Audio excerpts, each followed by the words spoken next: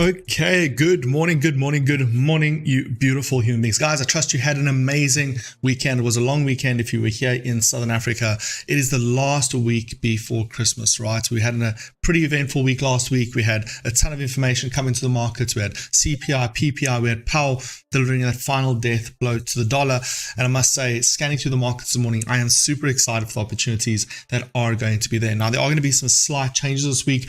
The signal server is obviously going to be off to a flying start this morning already. However, what we're going to be doing is we're going to be limiting indice trades to premium plus, right? So indice trades will be limited to premium plus, whilst the free group will get the normal trades in terms of Forex, in terms of gold, in terms of those items up to 500 pips this week. We're hoping to hit that barrier by Wednesday, and that will then mean that trades over 500 pips of pure profit banked after any losses, those will go directly to premium plus. So guys, if you want to get a part of Premium Plus, again, it's less than $1 a day to get so much value in the markets and so much more. So again, if you're slightly confused as to why you're seeing industry trades and other people celebrating industry trades and you are in the free group, that will be the reason why. However, it's a very exciting week. We're going to see opportunities across the board. I will still speak about industry trades. So if you're part of the free group, you're obviously welcome to jump in there by yourself in some of those trades. Now, again, if you're not a part of the TD Markets STP program, that is where you want to be, right? An STP broker account is basically like the Lamborghini of broker accounts, right? It's not A book, it's not B book. It's pure straight to market, straight to massive liquidity providers, meaning the broker is no longer a conflict of interest with you. Now, please stand by this Saturday. We will be having a massive live session, which is basically going to expose most of the brokers here in Southern Africa for some of their tactics, how they make money. Some of you have wondering, and some of you have seen a lot of these Instagram traders have opened up their own brokers. And what is the incentive? How do they make money? And the reason will shock you, right? The reason will absolutely blow you away. That'll be this Saturday, and it's basically exposing South African brokers or brokers here in Southern Africa. So you definitely want to be a part of that, and you want to have an STP account already. So by the time that episode launches, you already have one of the best accounts in the world, and you'll fully understand why and what that is all about. In addition to that, if you want to understand why we partnered with TDM, the link to that live broadcast that we've actually had with TDM's CEO is directly in the social area, right? So if you're not part of the social area, I don't know what you're doing. You have to be a part of that. Very simple to get in, right? The social area is free and easy to view by absolutely anybody, right? You can just log in or sign up, just answer a few very simple questions. All you have to do is then just log in and you get access to that social area, right? So I'll just log in really quickly. I'll quickly show you guys the classroom. That's where you get access to that TD Markets Q&A live webinar, which was the interview with myself and the CEO of TD Markets. So if you want to go ahead and check that out, that is super important. Just understand a little bit more about the markets. There's some great insights, great nuggets there. Okay, so moving into markets, what is important? What's happening in the world? What do we need to understand? And what is happening this week, right? So I will be sharing this article directly within the area. Welcome, Vusi, and welcome, family. Again, we saw an article towards the end of last week saying, hey, you know, the Fed didn't say they're lowering interest rates, right? The Fed didn't say, right, I don't know if you guys saw this article. It was about Thursday, Friday, and lingered over the internet over the weekend. And this was the Fed basically coming back and saying, wait, hold on. They see the dollar crashing and saying, hey, we didn't say we're lowering interest rates. We're definitely going to be lowering interest rates next year. We didn't even talk about that. That's fine. It didn't need to be discussed. Right, what was interesting was the dot plot chart of them getting to basically a full % lower by the course of next year, within the course of next year. That's all they needed to say. That's all the market needed at the end of the day, right? And that's just how big the reaction was to the negative dollar. The Fed jumped and said, hey, wait, in case you guys are misreading this, and the markets weren't misreading it. The markets were reading it perfectly fine, but they were jumping in just to kind of cover their butts. In addition to that, do you guys remember last week, a lot of these Goldman Sachs, a lot of these Wall Street entities say, oh, we expect Powell to be hawkish. Do you guys remember that? Right? They're expecting Powell to be aggressive, to be cold, to be, right? It was exactly the opposite thereof, right? So again, when you guys see me being a little bit pessimistic about news, it's just purely due to the fact that 9 times out of 10, these big Wall Street titans and reputable brands come forward and give a prediction, often that prediction is opposite to what happens in the markets. And again, to fully understand that, you want to be part of the Saturday's expose about South African brokers, right? That'll explain quite a lot. When you win, they lose, and when you lose, they win, right? That's a basic summary of what's going to happen. So I will be posting this article about what you need to know this week. And basically, in summary, really, really quickly, we just need to know there's a few things that are going to come in this week that we obviously just need to pay a little bit of attention to. We're going to get some housing data, consumer confidence data, and the final reading on the US GDP growth outlook, right? That's all coming in this week. The personal consumption CPI index, right? That's going to happen on Friday, right? And that's going to basically move the markets a little bit. So for those of you who are Friday traders, that's going to be the way you want to go. From a branding perspective or corporate earnings perspective, we have Nike, FedEx, General Mills, and Micron that are going to be releasing their earnings, or at least their Q3 data for that's going to come out this week, right? Now S&P 500, US 100, Dow Jones, pretty much all of them across the board closed out at least 2% for this last week, right? Which is obviously massive, which is big. Being Monday from a fundamental data perspective, obviously you guys know we don't get too much info. Primarily, there's nothing massively impactful from a US perspective, right? It's all pretty much calm from a fundamental data perspective, meaning it's pure price action all the way. So from a price action perspective, what can we expect? What can we look out for? There's some amazing opportunities I really want to speak about, right? So first and foremost, I want to speak about gold, and I want to speak about this pullback on the price of gold, right?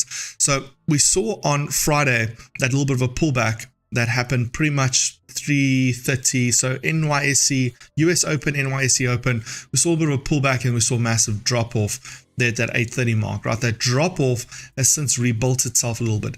Now there's a key zone here, and I'm looking at gold on a 30-minute time frame. There's a key zone that I'm obviously quite curious about, and that is going to be this 2024 level. I'd say 2024, 2023.50, 2024 is kind of this level I'm very, very curious about for two reasons, right?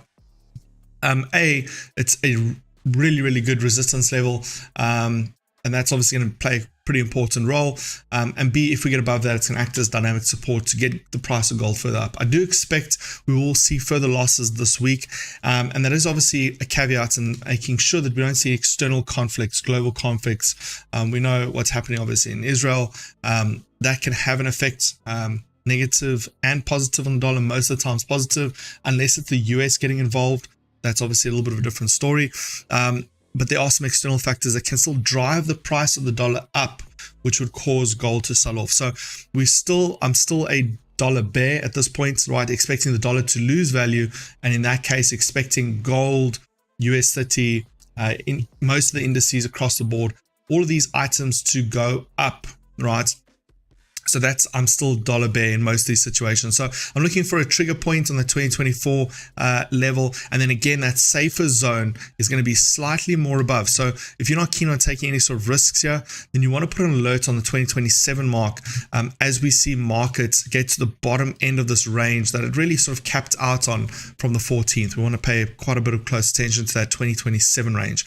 Now in indices, some pretty amazing opportunities I believe are going to develop over the course of this morning already. I don't even think before lunchtime these will develop, but US 30 we have a ceiling, but most clearly seen on NASDAQ, we've obviously got that ceiling at that 16,686, so $16,686 to a share of NASDAQ there, and that key level there is a triple top, and I want to see if NASDAQ will make it through. I do believe the weakness of the dollar may propel it through that level, but we obviously have some items that are going to lead their hands to the evaluations of some of these entities, right?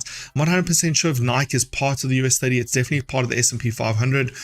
They've got earnings this week that can obviously affect the price of Nike and potentially pull down S&P 500 if Nike underperforms. But I'm generally looking at this level over here, just from a pure price action perspective. This will be a premium plus trade only. So if we see prices hit and maintain and react at this level the way we expect, we'll be issuing out some buy orders at those levels. So that's going to obviously be a super key level for us to watch and or further consider as we continue having a look at the market. So quite a few things happening here, and we're obviously going to keep quite a bit of attention and pay quite a bit of close attention there.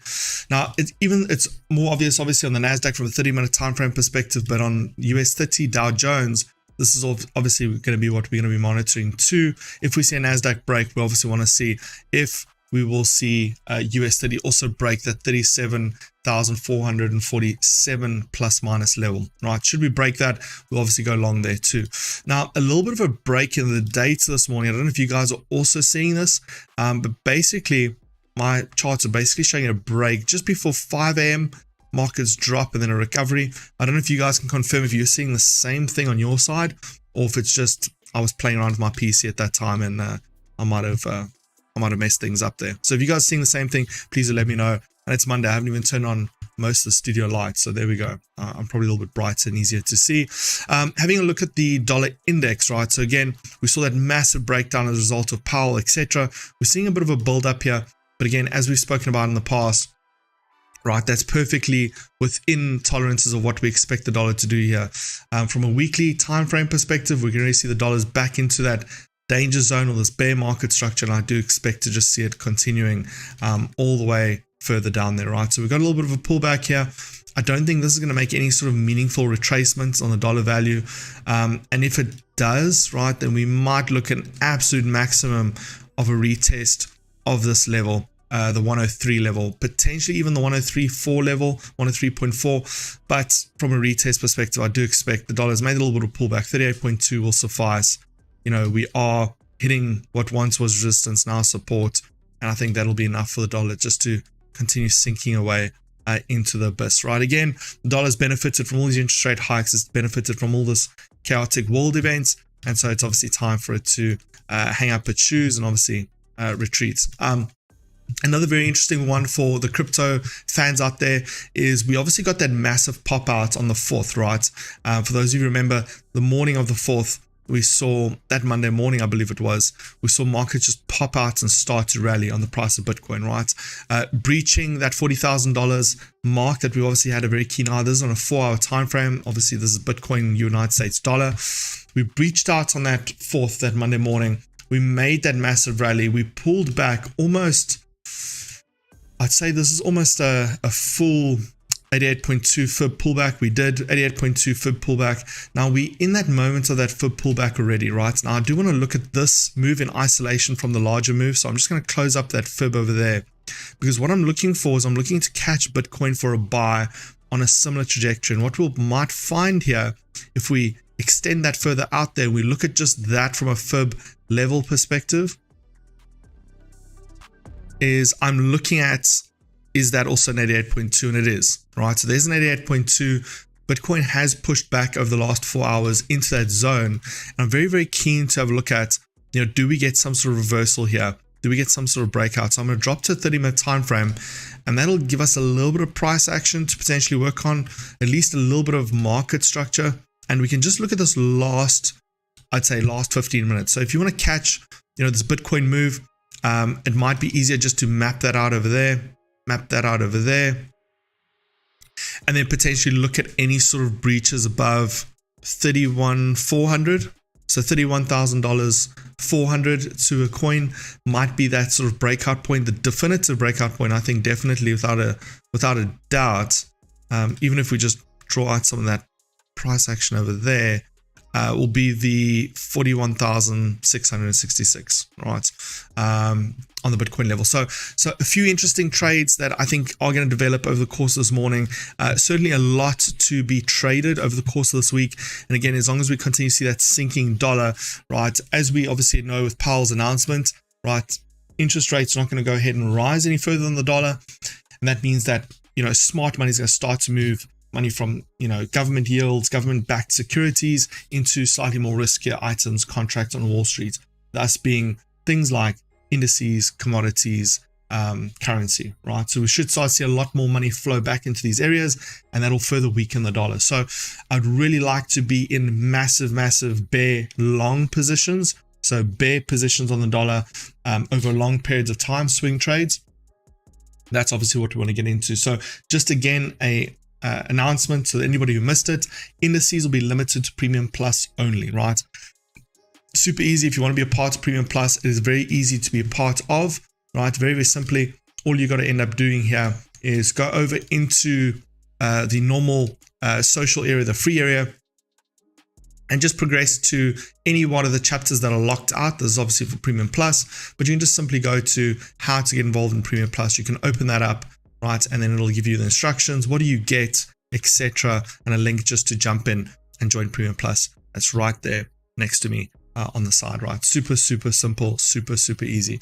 Now, this week is going to have a few challenges as always, right? We see reduced liquidity into December, but we also see more clean price action. So less volatility, but we see cleaner market structure, cleaner moves. So the one outweighs the other. For me, I prefer clean market structures. Even if there's less liquidity, I don't mind. I prefer to hold trades over a longer period of time, which that is what that allows us for this particular week. So if you're in the markets this week, well done. Stay tuned, stick by. We're hoping to have our best week ever from a pip count perspective. So we're going to be putting it all out there. Right? You're going to see amazing trades, amazing opportunities in the markets. So as always, you know the drill. Be safe, trade safe, and I'll see you guys in the next one. Our first live broadcast for Dollars for Lunch for Premium Plus will be tomorrow afternoon. This afternoon, we're going to see markets play out. There shouldn't be too much happening in the US session. Pounds for breakfast will be the first free broadcast tomorrow morning, 7 a.m. And then pounds for breakfast will be, dollars for lunch will be at 3:15 tomorrow afternoon for Premium Plus only members, right? So I get a lot of members in the free area say, hey, but they're not seeing all the shows, you know, I'm not sure if they should sign up. Guys, there's a bunch of things locked behind Premium Plus that you won't see if you're in the free area, right? Free is free, right? You can't expect to drive a Bentley with Toyota money or with Uber money, right? That's what it's all about. Okay, outside that, you know the drill. Be safe, trade safe, and until see you guys a little bit later. Goodbye.